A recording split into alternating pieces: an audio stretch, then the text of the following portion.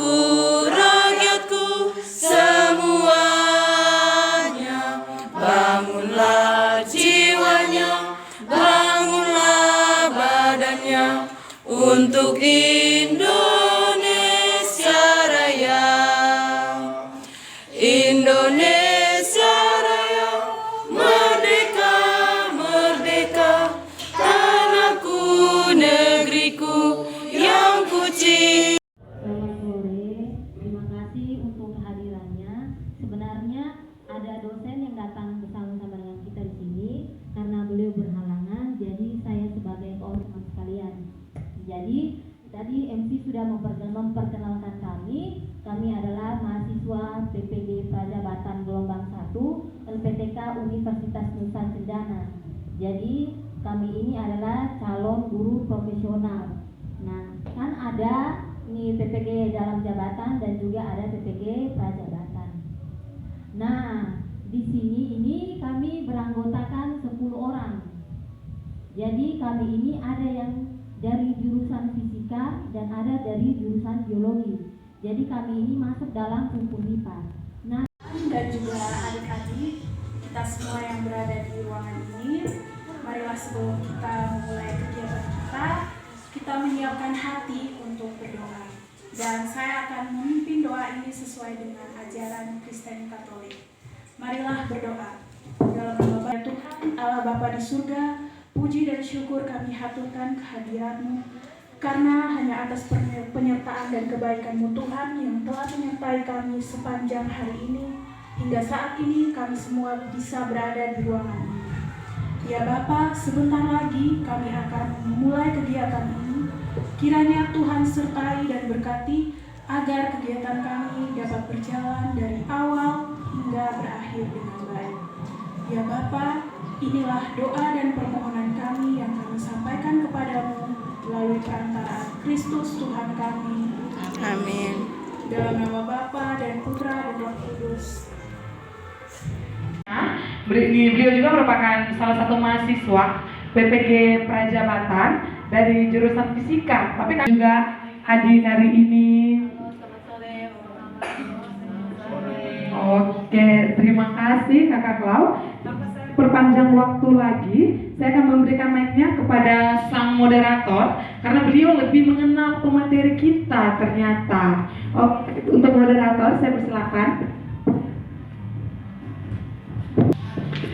Baik, terima kasih untuk KPMC Kak Indri yang sudah memberikan kesempatan bagi saya. Saya sebagai moderator sebelumnya ingin memperkenalkan narasumber kita pada sore hari ini. Beliau bernama Ibu Anjani Antonia Fendi, sarjana psikolog dari LPTK Universitas Nusa Cendana Kupang. Nah, beliau sekarang ini sedang bekerja sebagai pengajar anak-anak di seminari Klaret di Biara Klaret Matani, dan kemudian dia juga mengajar sebagai pengajar bahasa Inggris di Smart Learning Center. Nah, selanjutnya saya juga ingin memperkenalkan saya sendiri. Saya Ibu Claudia, seorang calon guru fisika. Selanjutnya saya ingin meminta teman-teman guru saya ke depan untuk lebih mengenal teman-teman saya, mereka sebagai guru apa, supaya mama bisa lebih mengenal mereka. Saya minta teman-teman ke depan.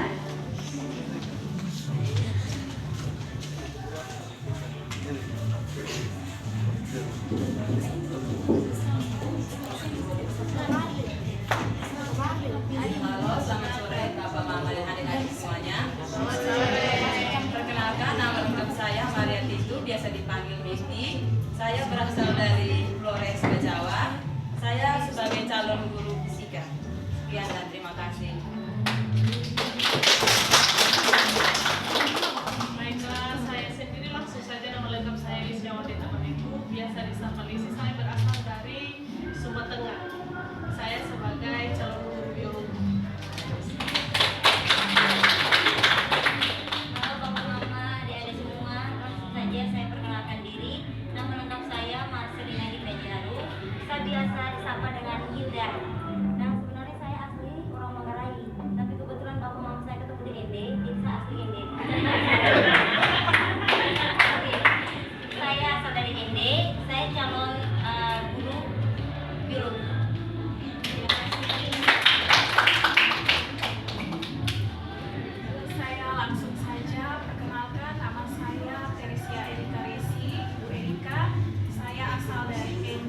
saya calon guru fisika.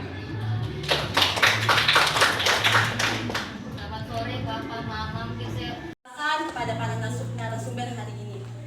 Untuk tidak memperpanjang waktu, saya persilakan untuk Oke, halo. Ya, saya mungkin berdiri saja. Saya perkenal sarjana psikologi dari Universitas Nusa Cendana. Jadi saya diminta oleh para ibu guru, tenaga profesional pendidikan untuk menyampaikan materi tentang motivasi belajar dan juga manajemen waktu bagi anak bapak ibu. Kemarin kita diskusi katanya usianya 9 sampai 13 tahun. Oke, karena ini dialog interaktif seperti tadi saya bilang, dan juga kenapa saya ambil dialog interaktif? Karena guru bersepuluh termasuk saya belum menikah yang pertama, kami belum punya anak. Jadi untuk mengetahui motivasi seperti apa yang bisa kami berikan, lalu manajemen waktu seperti apa yang bisa kami tawarkan, kami harus mengenal anak-anak dari bapak ibu. Bapak anaknya usianya berapa Bapak? Ya, anak saya sebenarnya yang pertama itu sudah SMA, sudah SMA dan kelas 3 sudah ujian, sudah selesai. Nah, yang sekarang itu saya lagi menangani anak baru 3 tahun. 3 tahun. Dengan Bapak siapa mulai tahu? Baltasar. Baltasar. Oke, Bapak selanjutnya mohon perkenalkan nama Bapak, usia anak dalam rumah, boleh semuanya Bapak? Saya Gili, anak saya itu berusia ini 3 tahun 10 bulan, yang satunya 2 tahun 4 bulan. Oke, Ibu, tanya Bu. Ya. yang pertama usia 17 tahun, 14 tahun, dan 19 tahun. Nama saya Rianti. Anak saya satu, usianya 8 tahun. 8 tahun. Oke, Ibu. Saya Rasula, 3 tahun. Terima kasih baik. Terima kasih. Nama saya Rina.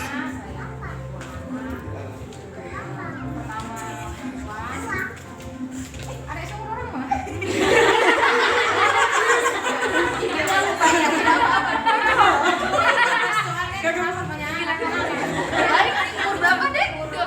12 tahun. 13. Oke. Terus yang kedua, Suara. yang ini umurnya 11 tahun, ke depan 8. Ibu.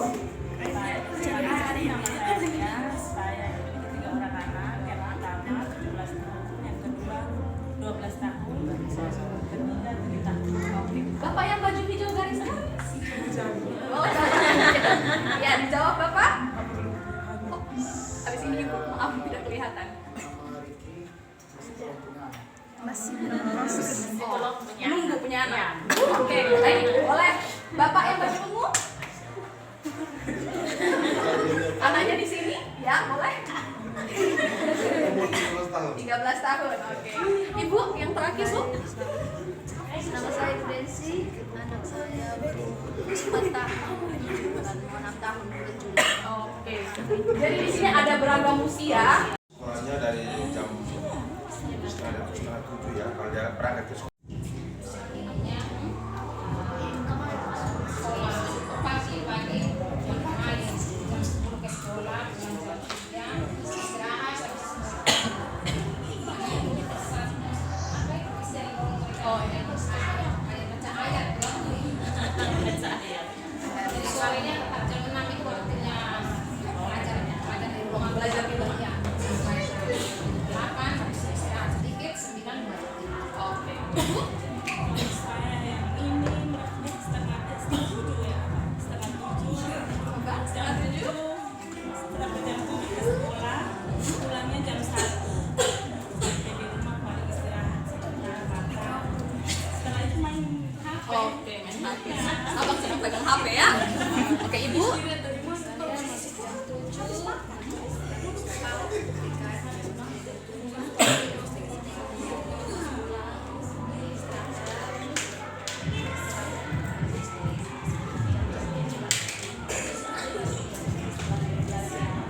Bapak yang baju garis-garis, bilang Bapak. Belum ya? Oh iya, saya lupa, maaf Bapak ingatkan siapa ya?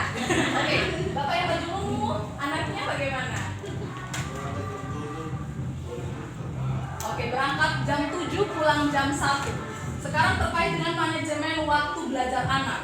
Di sini boleh angkat tangan anak yang sudah punya HP sendiri. Orang tuanya boleh mewakili. Sudah? Oke. HP-nya masih dipegang orang tua atau betul-betul sendiri? Sendiri. Bapak mama pernah cek? Tidak. Pakai kata sandi? Bapak mama tahu kata sandi? Tidak. Kenapa tidak tahu? Kenapa tidak tahu? Mereka punya HP sendiri. Alasannya itu. Oke, alasannya itu. Oke, baik.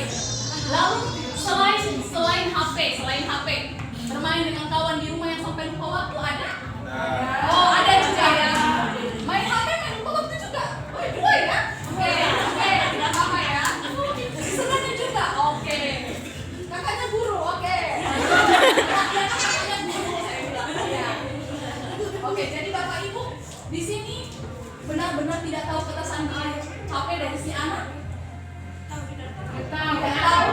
Boleh kasih saya alasan kenapa sampai tidak tahu, padahal HP-nya harganya 2 sampai 3 juta, pakai uang orang tua, mereka tidak tambah 1 rupiah, tapi mereka bisa hapus semua. Boleh saya tahu alasannya? Ya kan, seperti ini kan? Saya kan sering kontrol. Ya, baik. Kontrol HP-nya mereka. Kadang-kadang bisa lihat WA dan teman-temannya main ini. Apa tuh? Game.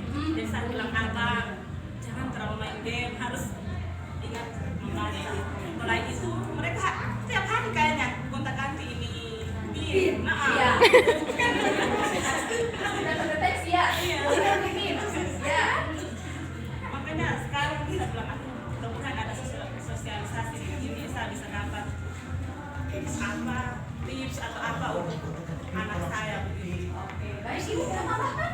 Saya kebetulan juga kan kita rumahnya, maksudnya kamar berdekatan, ya bisa dengar suaranya. Dan sepanjang mereka suaranya tidak senyap atau nontonnya serius, kita tidak bisa tahu ya kalau Bisa rasa, oke, betul. Tetapi ketika mereka main sebarengan, ada di luar sana, ada yang di kamar, ada. Terus pernah saya tanya, kenapa kak? Hani teman-teman datang mainnya di kamar. Mama katanya bilang beli, pun nama kenapa kok? Kenapa bilang Hani? Bagaimana? Kalau dikasih Hani boleh biar ibunya langsung tidak akan kena marah di tempat ini. Guru-guru kerja berat. Ya, biasanya guru-guru hanya siapnya mungkin penilaiannya cepat. Identifikasi anak-anak itu. Iya. Jadi dengan kita pola pengasuhan berbeda, pembelajaran berbeda-beda. Karena minat juga sama saja. Iya. Kontennya lebih beragam lagi. Iya, betul. Nanti identifikasi begitu pengelompokan lagi. Iya, betul. Iya, seperti itu. Kalau saya tanya sedikit. Oh ya, bisa. Dengan kurikulum Merdeka Belajar ini, apakah guru di kelas itu dibutuhkan 1 sampai lebih atau 1 sampai 2-3 orang atau bagaimana? Karena dalam bayangan saya itu kan masuk ke program belajar kita dulu kan misalnya dalam satu kelas 30 atau sampai 45 orang. Jadi kalau mau sekarang itu hanya dilihat dari karakteristik anak berbeda-beda. Nah, bagaimana cara guru-guru itu menerapkan pelajaran? Sedangkan kalau saya bayangkan dulu tuh ya pelajaran secara metode itu sudah dilakukan ya, sudah tulis bagaimana hari ini mengajar apa, anak yang mau belajar itu belajar apa. Nah sekarang kalau seperti itu saya tidak berpikir apakah guru itu tidak mengalami kesulitan. Dimana bagaimana seorang guru, karena di kelas itu kan rata-rata di SMA 3 kebetulan kami TPL, dimana SMA 3 ini merupakan top 10 ya, termasuk 10 besar sekolah favorit di NTT ini. Standar satu kelasnya 36 orang, dimana satu guru dihadapkan 36 peserta didik dengan karakteristik yang berbeda-beda. Saat ini saya lebih ke menonjol ke gaya belajar mereka. Jadi jujur saya kewalahan karena satu guru dihadapkan 36 peserta didik dengan karakteristik yang berbeda-beda. Saya sangat kewalahan. Jadi ini merupakan tantangan yang saat ini sedang terjadi dalam penerapan kurikulum Merdeka. Jadi seharusnya idealnya satu siswa, satu rombel dengan 36 peserta didik, minimal 2 pengajar. Berdasarkan hasil pengalaman saya, karena di PPL 1 itu masuk ke kelas saya tidak sendiri, saya ditemani dengan beberapa teman, dan hasil belajarnya sangat efektif. Dibandingkan dengan semester 2 ini saya melakukan sendiri pembelajaran di kelas dengan 36 peserta didik. Sedangkan di semester 1 ada beberapa teman saya yang masuk dan membantu. Jadi saya bisa mengkoordinir teman-teman ini bisa fokus di peserta didik ini, teman-teman ini bisa di kelompok seperti ini, dan saya di kelompok seperti ini. Dan memang hasilnya lebih efektif dibandingkan kalau satu pengajar di dalam kelas. Ya, itu merupakan tantangan kita dalam pendidikan dalam penerapan kurikulum pendidikan ini. Di mana satu guru itu tidak bisa memfasilitasi peserta didik yang memiliki karakteristik yang berbeda. Kecuali rombelnya dikurangi dari 30 anak itu mungkin bisa saja mungkin 20, ya idealnya 20. Ya, kekurangan. Ya, tenaga pendidiknya kita mengalami kekurangan sehingga rombelnya itu di luar idealnya. Seperti itu Bapak Mama. Iya betul. Dari Bapak Mama jangan memunculkan paradigma di Bapak Mama punya pikiran bahwa iya. Dengan pertama langsung menangis di meja makan. Iya. Dia bilang mama bagaimana kalau jam begini. Dan memang betul dia kami dari rumah sini 6:30 ke sana. Jadi pas hari keduanya saya antar mama biasa aja saya ikut jam normalnya. Terus dia di atas motor dia bilang mama kalau belajar begini kan saya rasa lebih senang. Kalau jam sekian saat kayak rasa terpaksa begitu. Nah jarang saja dulu masalah kita ini kan diatur, kamu kan diatur, ya begitu. Lama-lama betul satu kelas tidak masuk mereka. Iya betul. Seperti itu namanya pola tadi. Kita punya sudah kebiasaan tidak bisa seperti itu toh. Jadi ketika satu kali dikejutkan jadi tubuh juga tidak menerima yang menolak, jadi ada kayak macam ngantuk, cepat capek. Iya betul Bang, seperti itu. Jadi untuk ini praktek harus dikaji lagi. Iya. Harus dikaji lagi. Memang benar tidak efektif Mama, karena otak anak itu kalau untuk produktifnya kalau jam-jam segitu kebanyakan pada umumnya itu tidak, jam-jam itu masih belum asing. Jadi itu dari jam 9 sampai jam 11 otaknya mulai produktif. Tapi seperti itu lagi di atas jam 11 mereka sudah mulai loyo-loyo lagi. Ya, jadi saya kebetulan fisika mengajar jam 12 siang, aduh masuk ke mereka kelas mereka, ibu terus saya mengajar suruh. Pulang saya juga pulang. Itu sudah lama, ibu bisa mengajar lah. Fisika nih jam terakhir lah.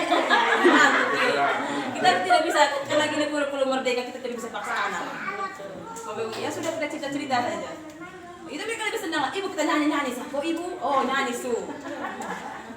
Seperti itu Mama, kita tidak bisa menyalahkan mereka, memang keadaan seperti itu. Mungkin dari saya berdiri dulu, saya sudah berdiri, maaf ya. Maaf, dan saya kembali lagi guys. Oke, kalau dari segi psikologis yang bisa kita lihat ya, di sini yang akan terbebani yang pertama anak, ya. Yang kedua orang tua, yang ketiga guru. Guru ini double, kalau gurunya orang tua anak. Saya tidak mengatakan akan mengalami stres, saya tidak mengatakan, tapi kemungkinan. Kalau hal itu merupakan beban ini kita anggap negatif, kita mengajar di depan kelas, kita sendiri stres. Kita sebarkan semua yang negatif di sini. Mau kita materinya tetap sama seperti hari biasa, tapi kalau kita masuk energinya, aduh ini besok siap. Guru itu kalau mau mengajar butuh kesiapan, betul kan? Kesiapan ini bukan hanya kesiapan bahan pembelajaran Bapak Mama ya, kesiapan Yang pertama tentang keluh kesah dari Bapak Mama terkait dengan anak-anak dari Bapak Mama sekalian. Yang pertama, anak-anak suka main game. Yang kedua, kalau main suka lupa waktu. Yang ketiga, suka nonton YouTube. Kalau tidak nonton YouTube berarti tidak makan. Dan yang keempat,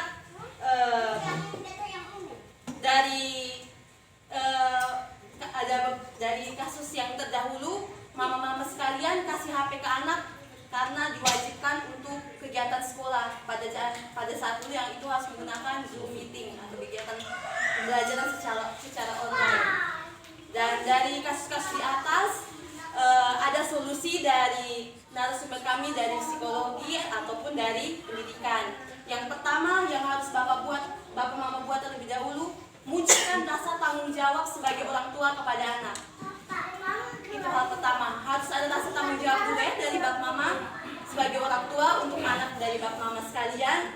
Yang kedua, harus munculkan kedekatan dari bapak mama dengan anak, bukan hanya dari mama, dari bapak juga. Jangan tugas mendidik anak itu hanya tugas dari mama, tidak, dari bapak dan mama. Karena itu anak lahir dari bapak dan mama, bukan dari mama saja. Oh, kerjasama. Kerjasama tim. Oke. Selanjutnya harus ada motivasi belajar untuk anak. Bisa dengan cara ketika anak pulang dari sekolah, pada saat jam belajarnya, bapak mama pantau dengan coba adik-adik tanya anak-anak tadi belajar apa di sekolah, coba ulangi lagi, atau ada tugas-tugas apa, coba bimbing anak, bantu kerja kalau bapak mama bisa bimbing anak. Dan solusi dari itu semua kami dan sebagai guru-guru dari guru-guru calon guru profesional, kami sudah seperti yang dikatakan Amsibel tadi, kami sudah menawarkan time management dengan bentuk jurnal untuk bapak mama sekalian. Seperti yang tadi dikatakan, anak disiplin, kita utamakan dulu disiplin dari orang tua dulu, baru anak. Oleh karena itu, bapak mama disiplin untuk kontrol jam belajar anak. Kami jamin dan kami yakin pasti anak-anak bisa berubah kebiasaan. Yang pertama suka main HP atau suka lupa dengan waktu bermainnya. Ketika anak dilatih terus-menerus tiap hari, pasti polanya berubah. Oleh karena itu kami mohon kerjasama yang baik dari bapak mama semua untuk anak-anak kita. Tolong diisi jurnal ini. Di sini ada hari tanggal, mulai dari kalau bisa mulai dari ini hari ini. Tapi kalau mungkin hari ini karena kita baru mulai besok libur. Tapi usahakan kalau berlibur jangan biarkan anak-anak kita kosong ya bapak. Harus usahakan tiap hari ada pembelajaran baru yang mereka dapatkan ya bapak mama. Jadi kami sudah kami sudah buat time managementnya. Di sini ada